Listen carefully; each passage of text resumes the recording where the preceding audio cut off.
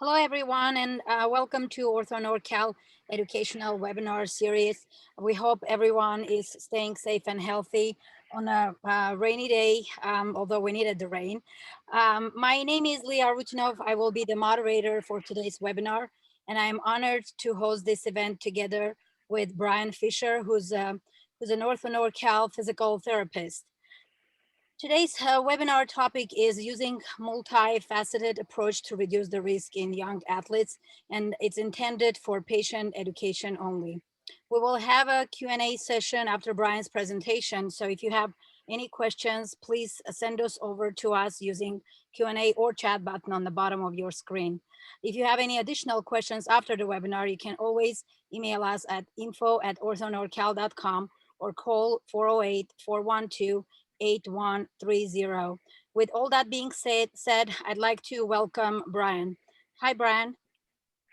Hey, Leah, thank you for the introduction and appreciate everybody being out here today on a Wednesday afternoon, spending a little bit of time with me. And we'll be about 30 minutes here and about 15, 20 minutes, a little bit of time of Q&A at the end. So got a lot of slides we'll get through relatively quickly. So I'm going to talk a little about youth injuries today and some things we can do as a team to help out our kids.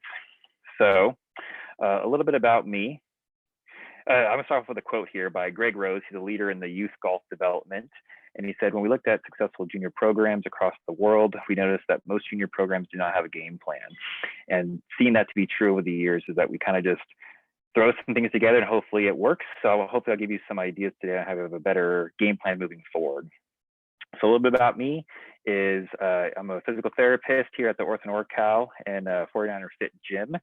And I got my PhD at Baylor University. I've also been a licensed massage therapist for 7 years before PT school, as well as a strength and conditioning coach. And I was a former collegiate baseball player, so I was an athlete. And then I got injured, and so it kind of got me in the physical therapy world. And I did some additional certifications through the TPI, specifically with juniors. And I would say about 75% of my clients I worked with when I was a trainer was predominantly youth sports. And so here's another quote from Dr. James Andrews, one of the most famous orthopedic surgeons he's in Florida. He says, overuse and poor physical preparation, generally not playing multiple sports, and specifically for baseball or sport-specific preparation, are the main factors as to why kids are having arm injuries at such a young age. Just a disclaimer here, there are some baseball-specific things in here because I've done this talk for some youth baseball organizations, but it does apply to all sports. So here's some facts. So if you look at, again, baseball here, ACSM, or Sports Medicine Institute, followed 500 youth pitchers since 1999, and they showed that throwing more than 100 innings definitely had 3.5 times more likely to be injured. Children who pitch with arm fatigue, 36 times more likely to have elbow and shoulder surgeries. Pitchers who lacked more than 5 degrees of shoulder flexion, which is this movement here, are 2.5 or 2.8 times more likely to have an elbow injury. And then according to Stanford Children's Health, 3.5 million children under 14 get hurt annually playing sports or participating in recreational activities. And then although death from sports injury is rare, leading cause of death is sport-related injury is a brain injury. So I'm actually going to talk a little about concussions and head injuries a little bit later today in this talk as well. So contributing factors, I think mechanics plays a big role in this, movement patterns, and again, that game plan. So we're going to break those down one at a time here. Mechanics. So this is where we talk about technique coaches. We're talking about building a team here for our athletes. So, we want to put the body in the best possible situation to have good mechanics. That's where, as a physical therapist, we really work well. But we do have a high respect for technique coaches, no matter what the sport is. Working with youth kids, they got to make sure they have really good form. We're actually seeing a lot more injuries just because of poor technique. So that is definitely a part of the team. And so we want to make sure our kids are getting proper training in those specific sports. And so here is just a pitcher throwing. And so, yes, you have your technique coach. They're going to help the athlete know how to do their specific movement. In this video, specifically a pitcher, a thrower. As physical therapists, where do we come in? Is we make sure that the body is moving in its most efficient way possible. So when they do get with their technique coach, that they have the body able to do these movements. They need to have the hip mobility, the thoracic mobility, the arm mobility. They need to have the strength, the stability. So then it makes their jobs easier and we can make our team a little bit better just by working with one another. So look at movement patterns. So this is where a lot of our bread and butter is as physical therapists and some strength coaches out there as well, is that the body just needs to move efficiently. We got to have our mobile joints be mobile, more flexible. We need to have stable joints become more stable, establish good quality movement. And then once we have good movement patterns, we build that good tissue. So working with kids, we see a lot of times through puberty and awkward movement patterns, they have to establish that foundation before we actually start building strength and loading. We don't want to load dysfunctional patterns, basically. And that's kind of what we use for this approach. Certain joints, the ones in the pink or red, are mobile, and certain joints tend to be more stable in the yellow circles. And where we start to see problems is a kid who's tight, supposed to have a pretty flexible shoulder or a pretty flexible hip, and they are pretty stiff. And then they have issues in that area, and then they have to start using the lower back instead of the hip to move or rotate. And then that's where maybe overuse starts to occur in the low back over and over again. That's just one example, but that is how we look at the body in a simplistic way of looking at it. And there's always an interrelationship between what is supposed to be moving well, which is supposed to be pretty strong and stable. And so here's like a video. Again, this is an outlier, but if you look on the left, you got a pretty good shoulder motion. And then you look at the right, there's definitely some individual here who has maybe some nerve issues, poor mechanics. Don't exactly know the history behind this, but we have someone in our clinic. We're looking to see, is there something that's going on as to why that movement pattern or why the person has pain. So again, this is something more extreme, but we do see imbalances, weaknesses, asymmetries going on side to side. So just a little clip there for that. And then we look at pain paradigm, right? So it could be something as, a kid got injured and then they go to that green box down there and they start moving kind of weird. Maybe the injury healed, but their brain kind of forgot how to move that motion because they've been stuck in a brace for a long time, and now we got to try to move it again. Well, you have to learn how to establish good movement again before we can, again, start to load and do high volume of technique and throwing and hitting and shooting a basketball. And so we want to make sure we live a lot of time in that green box to say, have we established good movement first? And then so we don't go to that red box, which is pain, and then it kind of gets into this cycle. So we got to kind of break that up and see where the biggest box we need to take care of first. So you look at game plan, right? So we need to start thinking about building an athlete first, and then building a baseball player or basketball player or football player. And because we got to build a foundation, we're not working with high level professionals. We're working with adolescent kids who are just learning how to build proper movement patterns before we start getting to the higher level of training performance as they get to later in high school and in college. And then sometimes you still have a good medical staff and you're not properly screening. So that's where you get with a proper, physical therapist, a medical doctor, strength and conditioning, see where we can actually get a good foundation of movement and screen properly so we can hopefully catch some of these maybe imbalances or something going on specifically for that kid. And so here's Eric Cressy. He's one of the best strength coaches in the country, works for the Yankees. And he said, we practice too much sport movement and not enough human movement, which goes along with what we were talking about, how before we start learning specific activities for sport, let's make sure we have good athletic movement all around. If you look at some of the best baseball, football, basketball players, a lot of times they played multiple sports growing up. They didn't specialize in their sport at a very young age. So we didn't have those overuse injuries. And they rarely actually have a well balance of movement as their competency point before going to the sport specific movements later on. So I think in this slide, it's important that we check out some of this stuff. We do want to do, check numbers for a vertical jump, or, how fast can someone throw, or what's their, their 40-yard dash or anything like that. But it has this time and place where I think we need to start before we get to these is more in this screening stage is, can we have a proper assessment and can we individualize it for each athlete? And, working with kids a lot, you could put 10 kids in a row at 14 years old and they'll look all very, very different. Some hit puberty young, some hit puberty late, some are more developed, some are not. Some has played a sport for 10 years, some have been playing for 2 years. Every kid is different. So we can't really give a generalized program to each, as a team. You're going to have a bunch of different kids that need different things for their body. And that's why I think we need to have a individualized screen for each athlete so we know what they need.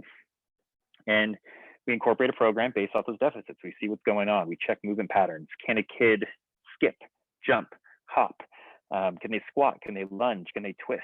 Can they control their body? Those are things that are really important, that are prerequisites for them to do their sports. And so we look at mobilizing, getting things flexible, movement, go to motor control. Can they control that exercise or that movement in a slow and then a static to dynamic way? And then when they show competency in that, we start to load it with good weight, get them strong. And then finally, that transitions to more of a power. Can they take that strength and can they be explosive? Can they throw a ball really fast? Can they, as a linebacker, hit another player really quickly? Those are more power-based movements. And so to break it apart, another category is human movement to athletic movement to sport-specific movement. I think if we go in that paradigm, we start to see not only less injuries, but also actually better performance on the field. And so these are some things that we'll do. Maybe we got to mobilize a little bit on the left, and then we start doing some motor control patterning on the right, getting them to learn how to lunge properly, not have knee issues. And that's how we kind of come in and hit that first step before they go into like heavier weights. But then once they hit that competency level, we look at what we do in the strength and conditioning, physical therapy worlds is that how they relate to sport specific movements is, can they hinge properly? We have exercises to complement that. Do they know how to twist? Twisting rotation is one of the essence of all sports. And then can they lunge? Can they, what we do on the right there is called a landmine press, but you can see how activities in fitness can directly correlate to what we're trying to look for in our sport. And so everyone kind of has their job. And I think that's where as physical therapists and strength coaches, where we do a good job is to fundamentally put these in principles. So then when they get with their strength and technique coaches, again, their body's more prepared for that. Now, I mentioned earlier about one of the things we see a ton in youth injuries is really concussions. And, the days of, okay, you got your head hurt in a concussion, go lay in your room in a dark room and relax and let your headache kind of go by. Those have been long gone. We have a lot of great treatment and modality options to help with concussions. So, athletic trainers are phenomenal. They work with the kids all day at their school. A lot of physical therapists, we have some good training in concussions as well. And so when we see an injury or concussion, we get them doing things right away. So balance, hands-on therapy, vestibular eye movements, and there's some cardio. There's a lot of things that's not on the list. So we have a huge list when we screen concussion because they're multifactorial. It's super important that we get them in and get them the help that they need. They got to be screened for it, and they need to be able to get right away with those just kind of ways to see if they get better. So that's where communication comes in really important here. So if your kid sustains a head injury, having good communication with your child, trying to see if there's any change of mood, appetite, bad sleep, really bad headaches, mood swings. Those are kind of things that having those conversations with your child is going to be important. And then to be honest with you, because these could be early signs of something kind of going on here and they need to get some help. And so to touch a little bit on, different types of ages. So I talked about, every kid is different, right? So we have chronological age, how many days have they been born on this earth? That is just our age, but it's not exactly what our biological age, where someone is developmentally and physiologically their age. So like I said, someone who hits puberty at 10, versus 12 for like a girl or something like that. Very two different developmentally, physiologically, physically. So we can't just say, oh, well, they're 12 years old, they should be doing this at 12, because they're all very, very different. And that's what it is. Every kid develops at different times. And so we need to adapt to these stages and different ways we can train and look for certain areas of injury prevention, fitness, training. We take in the whole picture of each individual child and youth athlete. So summary, the team consists of the athlete, the parents, the teachers, the coaches, strength coaches, technique coaches, and medical team, which are your athletic trainers for the school, physicians, physical therapists, sports chiropractors, pretty much any of that medical area. We have to pay attention to movement quality before sport-specific training. I think we're working with adolescent athletes is different than working with adult athletes. I think we have to remind ourselves that we're not just training an adult here. They're actually our kids for multiple other reasons. And concussions are manageable and a team approach. So I kind of gave a couple of ideas about things to look for, but I think it takes communication from the athlete to the parents to the coaches to start looking for those signs when a kid gets hurt and has a head injury, and what to look for and how do we address it and get them the help that they need. And a big one is avoid specialization. So I talked about it earlier, that you look at all of the best athletes, they played multiple sports throughout their life. They didn't just specialize in one sport. Kids typically start to specialize more in mid-high school, but a lot of them would play multiple sports. I always say if the professionals are playing their sport 9 months a year, why are we having youth athletes playing their sport 11 months of the year when they're not even fully developed? And it gets them to have a little less overuse injury, and also creates better athletes. You have different movement patterns, you have different types of training, so you can actually be more well-rounded athlete. And so you periodize the calendar year. Map out the year for your athlete, your kid, to see when is their time for breaks, when are they playing in season, when's off season, when's training going on. And so instead of just taking a month to month, but look out the entire year, and then build a healthy communication relationship with the athlete. Let them know they can be honest with you with what's going on, and because we can give them the resources that they need to get the help. And so this is my contact information. So we have our Instagram page. You can follow that. We have a bunch of exercises and patient outcomes. It looks pretty good. So it's just up and running. So please go visit it, send it a follow, get some good information from what we put out there. There's the website, OrthoNorCal, and then also my personal email as well. And then also, not on the slide, but if I put it into a chat, I can give you guys some resources on youth development injuries. So I have a couple things I will put in a chat here. Let me see here. But as far as that was the quick version, I want to leave it about 10 minutes available for Q&A if anybody has any questions. But that is where I'm going to end that for today. And don't see where I can put the resources, but I can also give them to Leah. I can send some links out with evidence-based articles and more information about long-term athletic development and some other resources for strength and conditioning with youth kids. But that is going to be it for me, and I'm here for questions. Thank you, Brian. Very informative. And I think the best way to distribute those links would be along with the webinar recording. After we wrap up, I'll be distributing the recording to all participants and those who wanted to participate but unfortunately couldn't join. I'll include those links along with the recording, so everyone can check them out and learn more about how prevent the injuries. I actually have a question to start with. As a mother, and I'm sure a lot of parents out there have the same concern as I do. So as a mother of three, my main concern during COVID, a lot of activities that my kids used to do before COVID are either canceled or partially I'm uncomfortable sending them to do the sports they usually did. So what can I do as a parent to keep my kids active during these times? Yeah, I mean, the good thing is, as we start to learn a lot about, if you work with for instance, a good trainer or someone that is pretty creative, you really don't need a ton of equipment to get pretty in shape. I know comes a point where additional resistance is needed, but with a couple of bands and things you can get on the internet, there's a lot of cool ways you can get a lot of exercise just by manipulating body weight. So the first thing is motivation, right? I mean, the kids are upset because they can't play their sport, but we really kind of have to educate the athlete on saying staying in shape is super important, because when the sports do come back, that is where we're kind of worried about seeing a lot of injuries, is that they pick up where they last left off, where that's where they were in shape before and training all year round, to now picking it back up. And that's where we're kind of concerned. So first of all, it's just making sure we get buy-in from the kids to say, we have to stay in shape and work out. And then once you get that buy-in, then it is all, we have resources on our Instagram page. There's good strength coaches out there doing online coaching. There's a lot of resources out there that we can say we can get a good workout and stay in shape. But I'd say buy-in before anything is making sure they want to do it. And then at that point, we can manipulate a lot of variables to get good workouts regardless of needing to be inside of a gym or with their team.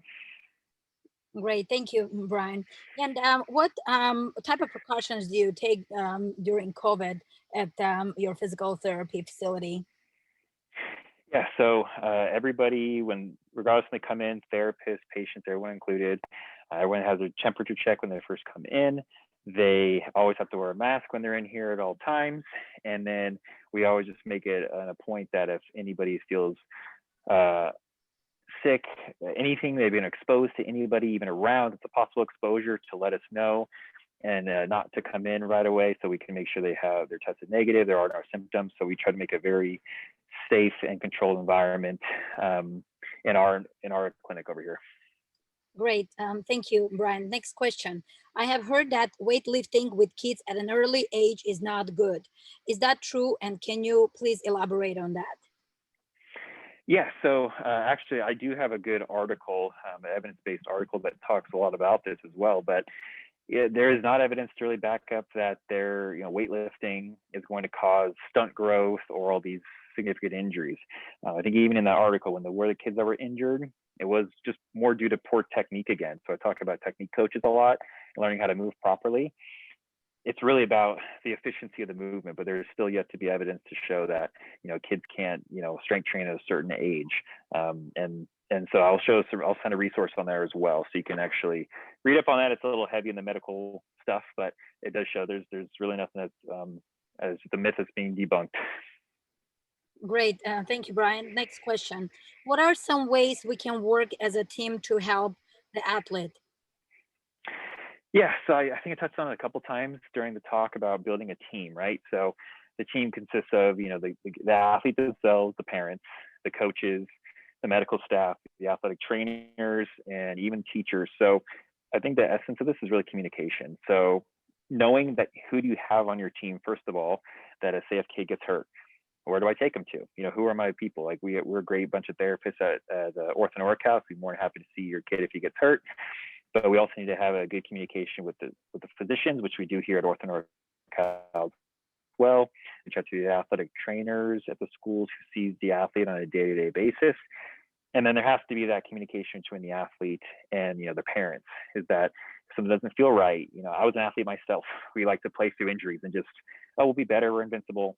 But really understanding that it's better to just kind of say what's going on so we can address it early on, and kind of fighting through an injury and then potentially have some more issues down the road. Great, thank you, Brian. Next question. I live in Santa Cruz area, and I'm wondering if you have a physical therapy office in that area. So that's the cool thing about Ortho North House. It's not just here in Saratoga here at 49er Fit. There's actually multiple locations. Santa Cruz, so Capitola, it's not too far from you right over there. So that's just one of the locations. We have multiple locations around the area. So, if you go to the website that I have on my page here, it has a good foundation of the locations, the therapists. You can read up on everybody and see what's the best fit for you. So if you don't want to drive so far, we have one in that area. And then, whatever you feel is a good therapist for you to kind of meet up with and a good doctor, feel free to just hop on the website and get in contact with us with whatever you need. Thank you, Brian. And the last question. What is the best stretching exercises for my child? He's really tired and I'm wondering if yoga is okay. Yeah, I have a couple parents that ask me, "Hey, I do yoga. Can my kid do yoga with me?" Yeah, I mean, yoga is good. It's nice because it handles a lot of long stretches and poses and stability. I mean, it has a good foundation of everything. And I always don't like to say just this one thing will work for this one person. I think hopefully all of this talk, you kind of saw a lot about individuality for the athlete. So while one person has a tight back or something, maybe yoga is great for them. And then another person, their tight back can be due to something else.